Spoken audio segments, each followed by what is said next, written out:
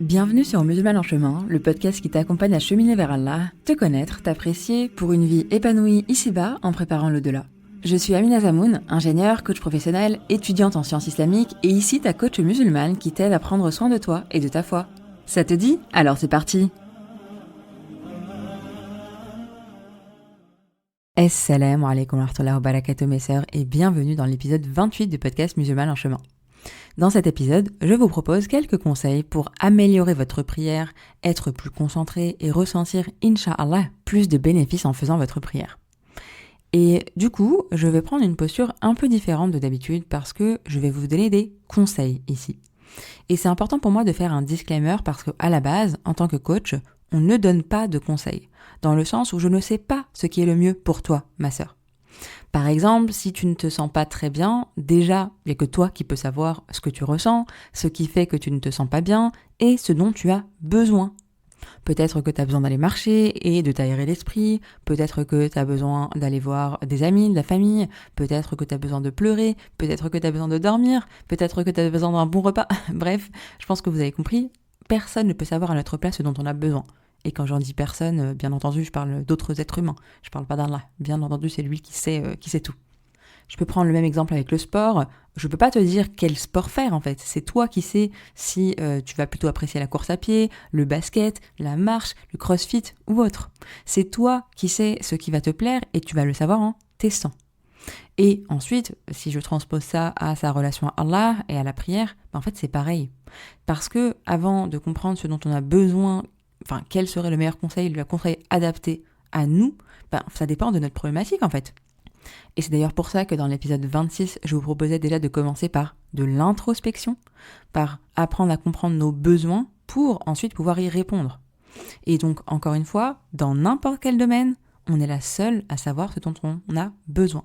Et encore une fois, je parle des êtres humains. Bien sûr que Allah c'est mieux, Allahu a'lam, Allah c'est Al-Alim, c'est un de ses noms, le tout-sachant, celui qui sait tout. Mais nous, on a notre part de responsabilité dans tout ça, dans ce dont on a besoin. On va pas juste se dire Allahu Alim et ne rien faire, d'accord ? Donc on doit apprendre à se connaître pour pouvoir mettre des choses en place. Ceci étant dit, donc pourquoi est-ce que je fais ce disclaimer ? C'est parce que si j'ai décidé aujourd'hui de vous faire part de ces conseils, c'est parce que on peut s'inspirer des autres, on peut apprendre des choses. Et là, les conseils que je vais vous proposer, c'est des conseils que j'ai tirés de ma propre vie, de ma propre expérience, mais également de l'accompagnement de mes sœurs, également de mes cours de sciences islamiques, de ma formation de coach. Et l'objectif, c'est vraiment que vous puissiez voir ce que vous voulez faire de ces conseils.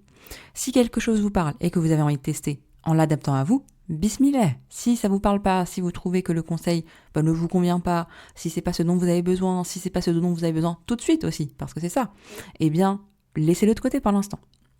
Parce que là, volontairement, je vais vous donner beaucoup de conseils. Et vous n'allez pas pouvoir tout faire, d'accord ? En tout cas, pas tout d'un coup. Et à la fin de l'épisode, ce que je vous proposerai, mais Inch'Allah, on en rediscute à la fin, c'est de voir ce que vous voulez tester, en fait, Inch'Allah. Voilà un peu pour ce disclaimer, c'était important pour moi de le faire. En tout cas, qu'Allah me permette d'être une cause de bien pour vous et que cet épisode puisse vous être utile et puisse vous permettre, Inch'Allah, de trouver des moyens d'améliorer votre prière, Inch'Allah, Ya Rab. Bismillah, on va y aller, mais juste avant que je démarre sur les conseils, j'ai quelque chose d'important à vous rappeler et à me rappeler en priorité. C'est que, quel que soit le moment de sa vie, quel que soit son passé, que l'on prie depuis nos 10-11 ans ou depuis peu, la prière, c'est toujours un sujet à réanimer. C'est jamais un acquis. Et d'ailleurs, ça arrive souvent de voir certaines personnes qui prient de manière mécanique. Ça nous est probablement déjà arrivé. Et peut-être que c'est votre cas aujourd'hui. Et on est d'accord que ce n'est pas ce qu'on veut. Et donc, on va notamment voir ce qu'on peut faire par rapport à ça. Et c'est jamais un acquis également parce que, d'une part, c'est pas parce que je prie aujourd'hui que c'est un acquis à vie, qu'Allah nous en préserve, mais c'est important d'avoir de l'humilité et de savoir que les baisses de foi existent et qu'Allah nous préserve des baisses de foi telles qu'il y a arrêt de la prière. Encore une fois, si c'est votre cas, pas de jugement, ça arrive à beaucoup de gens, d'accord, malheureusement. Ça arrive à des personnes que j'accompagne et c'est pas facile. Vraiment, c'est pas facile.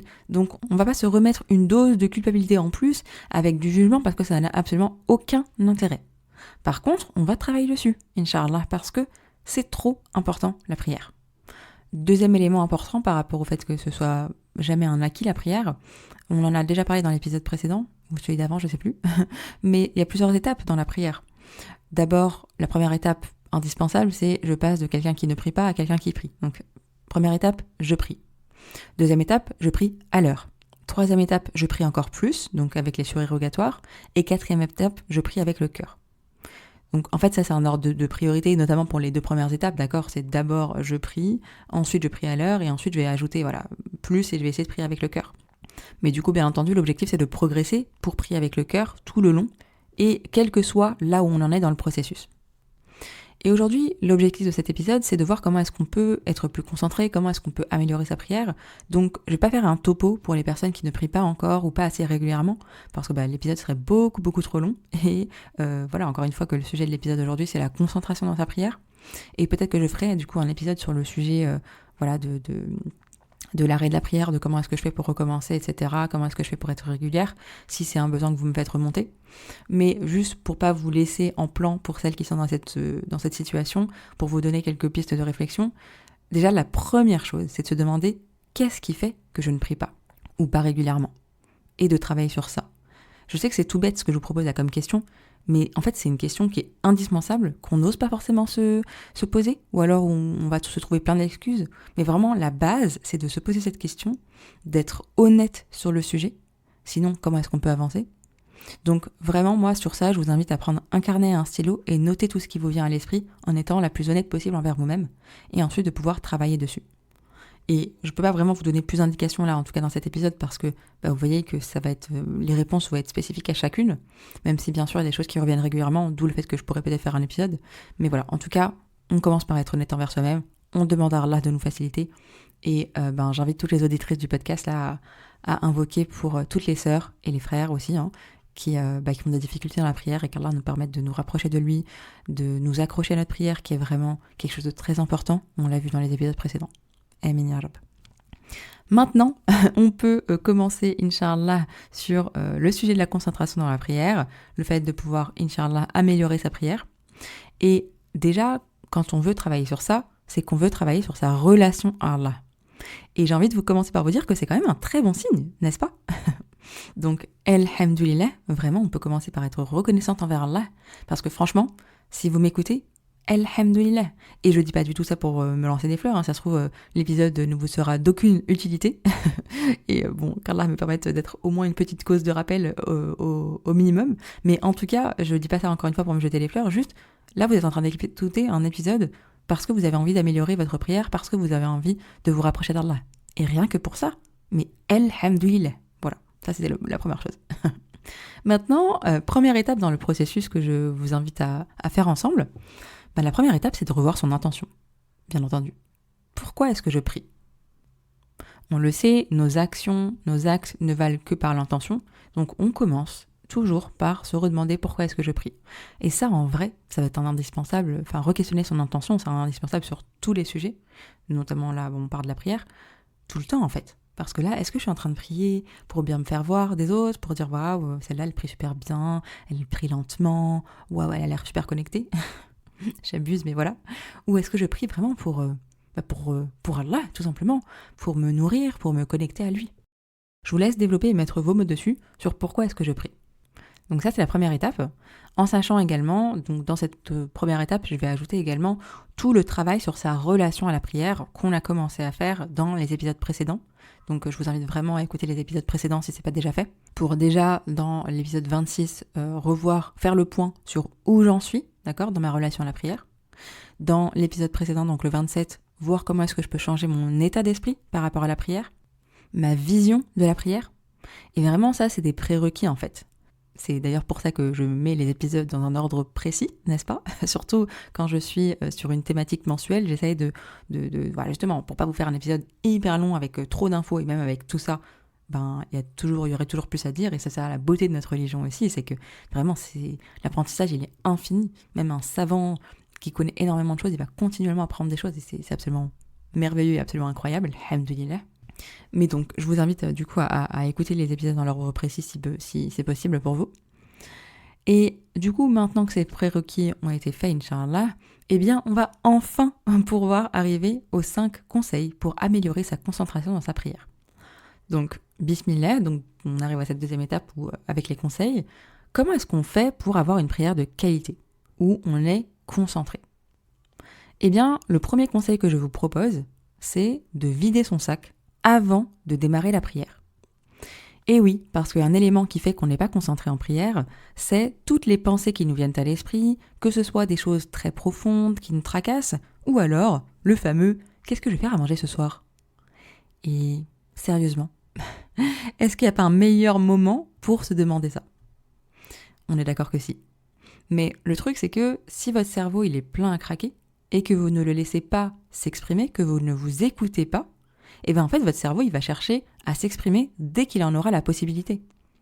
Et ça peut arriver à plein de moments, ça peut arriver beaucoup le soir, avant de dormir, bonjour les insomnies, ou alors durant la prière par exemple. Et malheureusement ça va venir polluer notre prière. Et donc là, une proposition de solution que je vous propose du coup, c'est de vider son cerveau avant. Et en fait, ça me fait penser à un hadith rapporté par Al-Bukhari et Muslim qui dit que le prophète sallam a dit, dans le sens, si le dîner est servi, commencez par manger avant de prier, notamment la prière du Maghrib, et ne vous précipitez pas. Et donc ça montre que le prophète sallam il recommandait donc de manger lorsque le repas est prêt, même si le temps de la prière commence. Parce que ça permet d'éviter à notre esprit d'être distrait par la faim ou l'envie de manger, qui nuirait donc, et je pense que ça nous est tous arrivé, à la concentration à la prière. Et je trouve que du coup c'est un très beau hadith aussi parce que ça montre bien que l'islam, notre belle religion, elle prend en compte nos besoins humains naturels. Donc c'est super beau. Je sais pas ce que vous en pensez. Mais du coup, là on parle de distraction par la nourriture, mais bien entendu, on se doit d'éviter d'autres distractions.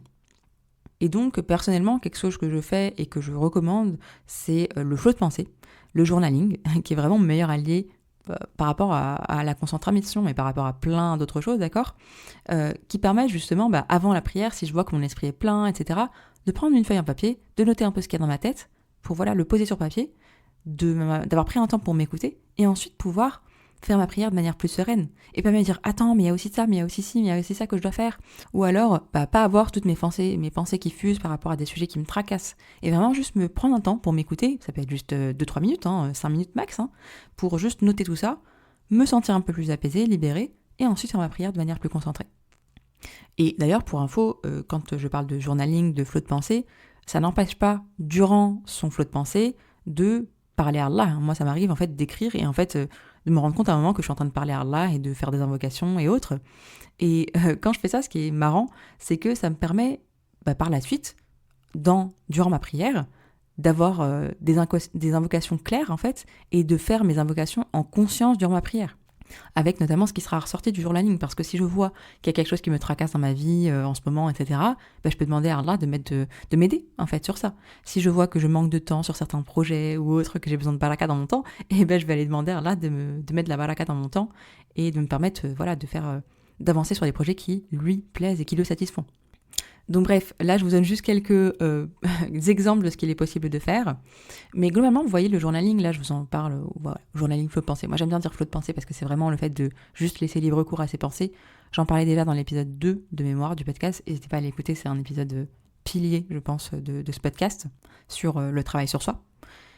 Mais du coup, je fais pas ces flows de pensée uniquement avant la prière. D'ailleurs, franchement, pour être honnête, je fais rarement maintenant avant la prière parce que je prends des temps pour écrire, pour m'écouter à différents moments de la semaine. Ce qui fait qu'avant de prier, en fait, mon esprit il est déjà libéré. Vous voyez ce que je veux dire ? Et ça fait un bien fou de s'écouter, de libérer son esprit. Surtout quand on a une charge mentale de malade, n'est-ce pas, mesdames ? Ça permet vraiment plein de choses. Ça permet de libérer sa charge mentale, ça permet d'apprendre à s'écouter. Ça permet vraiment plein de choses. Donc voilà, c'est un exercice que je vous recommande vivement.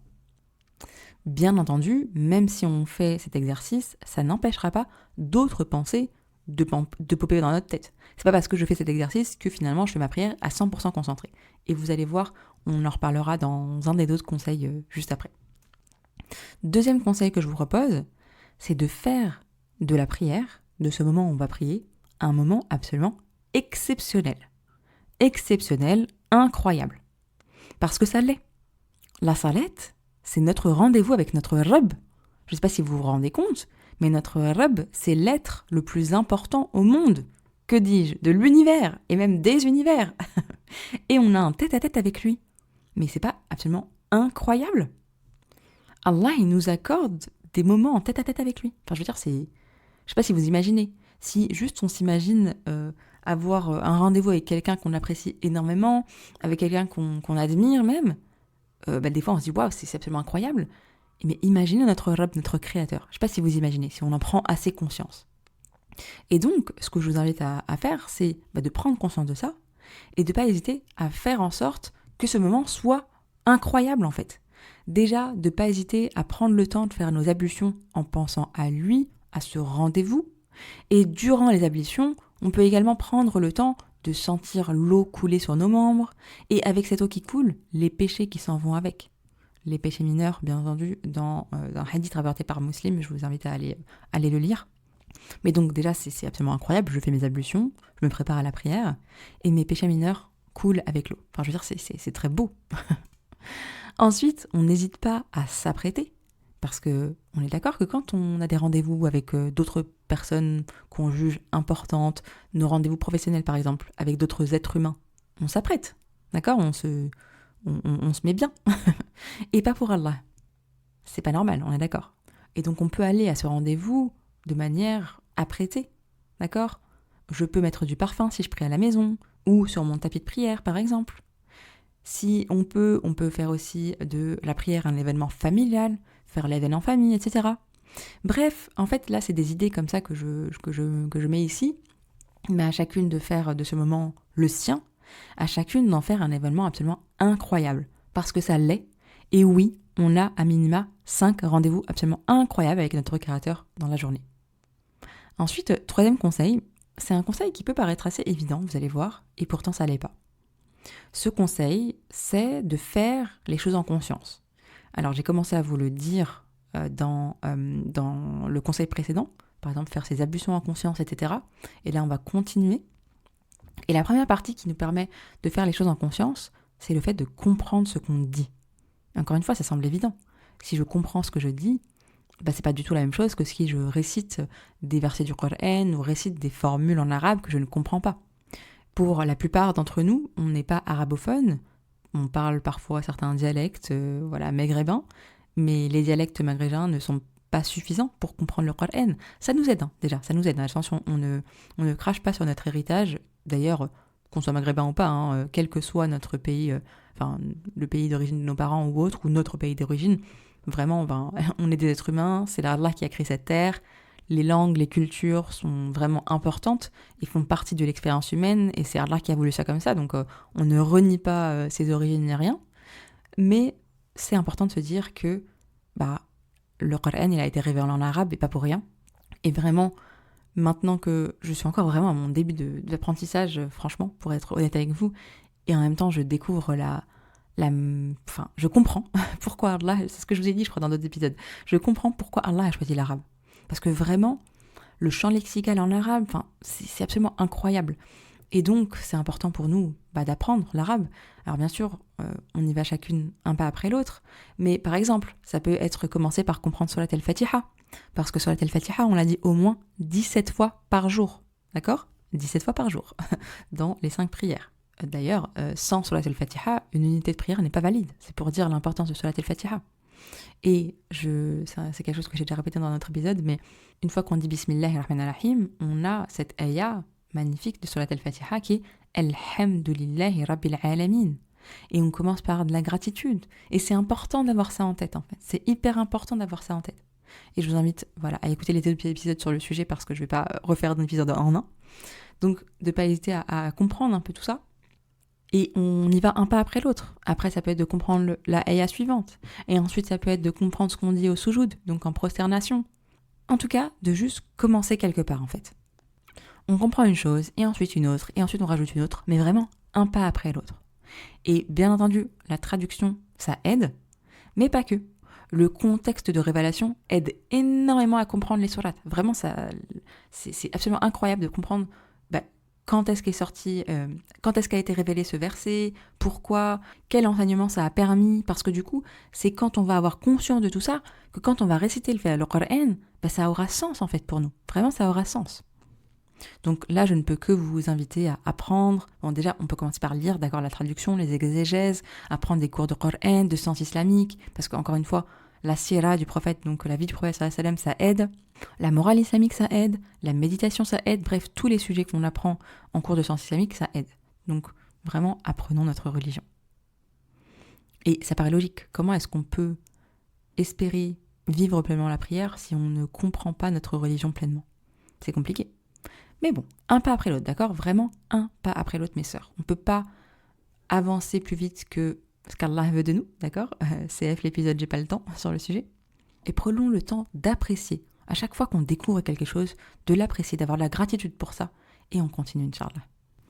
Et deuxième partie par rapport au fait, donc ce gros conseil de faire les choses en conscience, ça va être d'essayer au maximum de s'appliquer pendant la prière. Donc, prendre le temps de prier, d'accord, et pas prier en 2 secondes et demie, s'appliquer dans ses gestes, dans la récitation, en soujoud, je peux par exemple rester plus longtemps pour invoquer Allah. D'ailleurs, je le dis, je le précise parce que j'ai eu un coaching avec une cliente il y a pas longtemps et en fait, elle savait pas qu'on pouvait invoquer Allah au moment du soujoud et d'ailleurs qu'on peut l'invoquer dans n'importe quelle langue, d'accord? Donc si l'arabe n'est pas notre langue maternelle, on l'invoque en français, en anglais ou que sais-je. Donc vraiment, prenez ce temps-là. Le soujoud, c'est quand même le moment où on est au plus proche d'Allah. On met son front par terre. Enfin, je veux dire, c'est pas rien. On est en pleine soumission. Et tout ça, en fait, plus on va s'appliquer, plus on va prendre le temps de profiter, en fait, de ce moment, et plus on va apprécier notre prière, Inch'Allah. Ensuite, 4e conseil, et pas des moindres, invoquer Allah. Et j'aurais pu mettre ce conseil en premier, en fait, de demander à Allah de nous aider à être plus concentrés dans la prière. Mais je me suis dit, on va pas commencer par là, parce que, bien sûr, c'est absolument indispensable, d'accord? Mais on va commencer par faire les causes. Mais bien sûr, on fait les deux. On invoque Allah et on fait les causes en même temps. Et donc, bien entendu, on peut invoquer Allah pour plus de concentration. On se doit même d'invoquer Allah pour plus de concentration. Parce que Allah a tous les pouvoirs, on est d'accord. Dont celui de nous aider à nous rapprocher de lui, en étant plus concentrés dans la prière. Alors invoquons-le, remercions-le pour tous ses bienfaits, et demandons-lui tout ce qu'on désire. D'ailleurs, pendant la prière, il y a un moment où Allah nous dit qu'il écoute celui qui le loue. Est-ce que vous voyez ce moment-là quand je vous dis ça? Oui, peut-être, non. Vous pouvez me répondre, donc je vous l'indique. Au moment où on dit « Sami Allahu liman hamidah », je trouve que c'est très fort, en fait. Allah entend celui qui le loue. Et ça montre bien l'importance de louer Allah, l'importance de la gratitude. Et ça montre bien qu'il nous invite à l'invoquer et à lui demander. Et d'ailleurs, quand on met de la conscience là-dessus, quand on récite, quand on dit ces paroles dans la prière, c'est absolument magnifique de se rappeler, et on a besoin de se le rappeler, qu'Allah entend et répond à celui qui le loue. Donc c'est parti, bismillah, invoquons-le, d'accord? Parce qu'il entend celui qui le loue. Invoquons-le et ayons de la gratitude, louons Allah. Ensuite, 5e conseil, c'est le fait de refocuser et de revenir à Allah dès qu'on se déconcentre, parce que ça va arriver. Tout à l'heure, je vous disais qu'il y avait toujours des pensées qui pouvaient popper à notre esprit, et ce, malgré l'écoute de soi, malgré le fait qu'on fasse des flots de pensées, qu'on clarifie un peu ce qu'il y a dans notre tête, qu'on pose un peu tout sur papier. Eh bien, il y aura toujours des moments où il y aura d'autres pensées qui vont popper dans notre tête, il y aura toujours des moments où on va se déconcentrer. Alors, on est d'accord, on limite déjà les choses quand on s'écoute. Ça, c'est vraiment un indispensable, je trouve, ça permet vraiment de limiter, de diminuer la charge mentale, mais ça ne résout pas tout, clairement. Et c'est normal que son esprit vagabonde un peu durant la prière, un peu, du coup. Et l'essentiel à ce moment-là, c'est de le ramener, de refocus dès qu'on en prend conscience. Et en fait, ce qui est super beau, c'est que plus on va refocus, plus on va revenir à Allah, et plus on va muscler son cerveau en ce sens, et plus la concentration sera facile, Inch'Allah. Et pour info, ça c'est un exercice qui nous sera utile dans tous les domaines de notre vie. Et vous savez, aujourd'hui on parle beaucoup de méditation, alors souvent dans un contexte non islamique, alors que pourtant la méditation fait partie de l'islam. J'ai été hyper surprise quand j'ai commencé mes cours de sciences islamiques, là je suis en 2e année du coup, mais du coup en 1re année, qui est cette matière de méditation. Je me suis dit, ouais, mais c'est vrai? Mais pourquoi est-ce qu'on n'en a pas parlé avant? C'est super intéressant. Bref, et en fait tout ce qu'on fait, ça aide à la méditation pour info, tout ce que je vous propose dans ce podcast.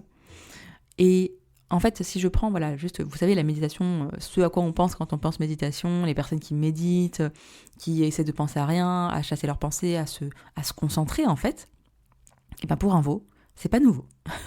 C'est absolument pas nouveau parce que c'est ce que Allah nous demande de faire dans la prière. Notre esprit vagabonde, hop, on le ramène sur Allah, on le ramène à Allah, on le ramène vers Allah. Et ça, c'est un exercice qui aide énormément à muscler son cerveau et à devenir quelqu'un de concentré. Dans la prière, mais pas que. Parce que notre religion, elle est très bonne pour nous, pour l'au-delà, mais bien entendu également pour ici-bas. Et oui, Allah ne laisse absolument rien au hasard. Et si je peux donner un petit tip supplémentaire, parce que là on était dans le fait de muscler son cerveau, etc., c'est que, alors ça c'est un tip d'ailleurs que je donne pas forcément à tout le monde, d'accord ? Ça va vraiment dépendre de où vous en êtes dans votre prière. Si vous n'êtes pas encore assez régulière sur les prières obligatoires, ça va pas forcément s'appliquer à vous. Mais si vous êtes régulière sur les prières obligatoires, et que pour autant vous n'êtes pas encore assez concentré, bon, déjà tout ce que je viens de dire va vous aider, Inch'Allah. Mais une autre chose qui aide beaucoup, c'est les prières surérogatoires. Parce que les prières surérogatoires aident à parfaire notre prière. Et c'est assez logique, parce que plus on fait quelque chose, en tâchant de s'appliquer bien entendu, et plus on s'améliore. En plus de ça, les prières surérogatoires, elles ont une fonction protectrice sur les prières obligatoires. Et vous savez, on a tous des moments de baisse de foi, on vit tous des moments de baisse de foi.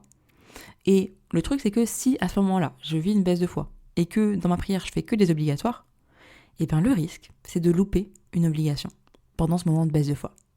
Par contre, si on fait des surérogatoires, ce qui est assez intéressant, c'est qu'au pire, on va réduire les surérogatoires, mais les obligatoires, on les touchera pas.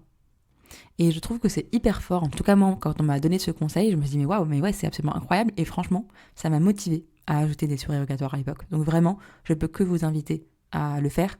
Et encore une fois, ça, c'est vraiment un conseil si vous êtes déjà régulière avec les obligations, bien sûr. On va pas commencer à faire des choses surérogatoires si les obligations, on les maîtrise pas. Donc, bien sûr, on commence par les obligatoires.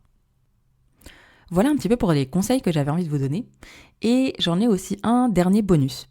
Parce que maintenant que vous avez ces 5 conseils, j'ai quelques petits warnings un petit peu à vous donner. Déjà, j'ai envie de vous dire de faire attention aux attentes irréalistes qu'on peut avoir quant à la prière.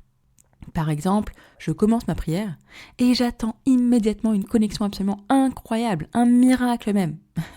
J'abuse un peu là quand je dis ça comme ça.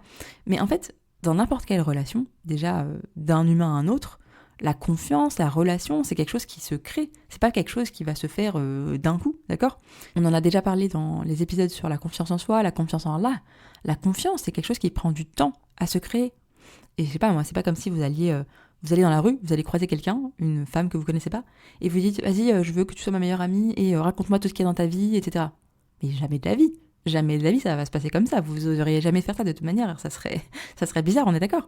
Ça prend du temps de créer une relation. Eh bien, avec Allah, c'est pareil, ça prend du temps de créer une relation avec Allah. Et donc, on prend le temps. Et puis Allah aussi, il va voir, est-ce qu'on va prendre ce temps-là ? Est-ce qu'on va tout faire pour se connecter à lui ? Est-ce qu'on va rester constant dans notre prière, même quand on n'a pas les résultats attendus ? Et justement, en parlant de résultats attendus, un conseil vraiment, là pour le coup c'est très personnel ce que je vous dis, mais un conseil personnel que j'aimerais vous donner, c'est de ne pas vraiment avoir d'attente quant au résultat. En tout cas, quant à la forme du résultat. Parce que c'est Allah qui a la main sur le résultat. Moi, je ne peux que faire les causes. Et je sais que moi, personnellement, j'avais des attentes, j'ai envie de me sentir comme ça, je veux avoir des papillons dans le ventre, ou j'abuse un peu pareil dans la description, mais vous voyez ce que je veux dire. Et le problème, c'est que quand on pense comme ça, en fait, on va se fermer. On va n'attendre que ça. Et en fait, on se met un peu dans une posture où on exige quelque chose d'Allah. Et ensuite, on a l'impression qu'Allah, il ne répond pas à ses invocations. Mais Allah, il répond de la meilleure manière à nos invocations. Et peut-être que moi, j'ai envie de ressentir ça et ça et ça dans ma prière, alors qu'Allah va me répondre d'une autre manière qui est bien meilleure pour moi. Et c'est ce que j'ai personnellement expérimenté quand j'ai arrêté de vouloir me focaliser sur potentiellement les frissons que j'allais ressentir dans ma prière. Eh bien, Allah m'a démontré sa présence d'une toute autre manière. Alhamdulillah. Et donc, c'est important de se remettre à sa place. Ça peut un peu faire mal à l'ego, mais c'est hyper important d'essayer de faire les choses vraiment de manière sincère pour lui et d'être ouverte à ce qu'Allah va nous apporter. Vraiment. Et d'ailleurs, là, ça me fait aussi penser à l'épisode que j'ai fait sur les épreuves.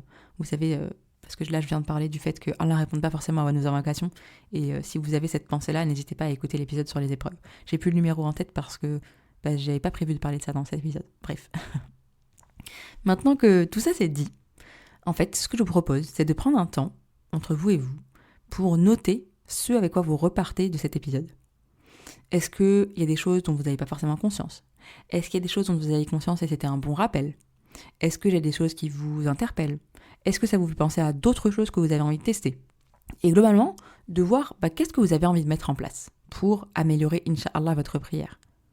Et du coup, la question que j'aime beaucoup poser, c'est quel est le premier petit pas que je puisse faire pour améliorer ma prière, pour améliorer ma relation à Allah ? Vraiment, l'objectif, c'est pas de repartir, et je vous le disais tout à l'heure, c'est pas d'appliquer immédiatement tous les conseils, c'est impossible. Et si vous faites ça, c'est très probable que vous preniez une claque et que vous fonciez droit dans le mur, d'accord ? On commence petit. Et donc, vraiment, ma question pour vous, c'est quel est le premier petit pas que je puisse faire ? Et vraiment de partir sur une chose. Déjà, vraiment avec quoi j'essaye de commencer. Une seule chose, et c'est déjà énorme. Et on se rappelle qu'Allah nous dit dans le Hadith Qudsi, si mon serviteur se rapproche de moi en marchant, je me rapprocherai de lui en courant. Pareil, j'avais pas prévu de parler de ça, mais du coup je trouve que c'est approprié par rapport à ce que je viens de vous dire. Donc vraiment, on n'hésite pas à commencer petit, et Allah va nous faciliter. Et plus on va faire des efforts, et plus il va nous faciliter, Inch'Allah. Surtout si notre intention elle est bonne. Donc bien entendu, on reclarifie notre intention. Voilà un petit peu pour cet épisode. J'espère qu'il aura été clair, qu'il aura pu vous apporter, Inch'Allah.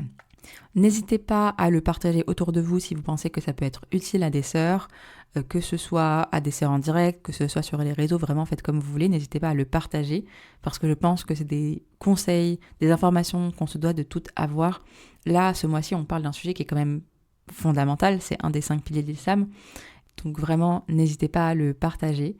Et bien entendu, si jamais vous avez envie de soutenir le podcast, il y a plein de façons de le faire. Le partage, comme je viens de vous dire, mais également le fait de noter le podcast sur Apple Podcasts, Spotify, YouTube, des manières différentes selon les plateformes. Donc Apple Podcasts, Spotify, vous pouvez déjà mettre les 5 étoiles. Vous pouvez, si possible, mettre un avis sur Apple Podcasts, ça m'aide beaucoup.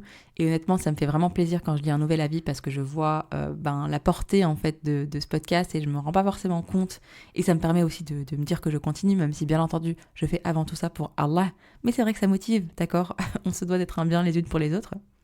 En tout cas, barakallahu fikoum à vous déjà pour votre écoute, pour votre soutien et vraiment qu'Allah vous facilite tout ce qui est un bien pour vous, qu'Allah vous permette de faire partie de ces rapprochés et qu'Allah nous permette de mettre en application tous les savoirs utiles que l'on a.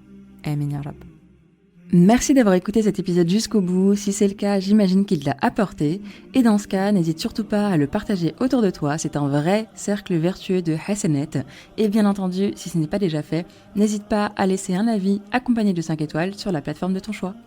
Qu'Allah te préserve ma sœur et te facilite tout ce qui est un bien pour toi.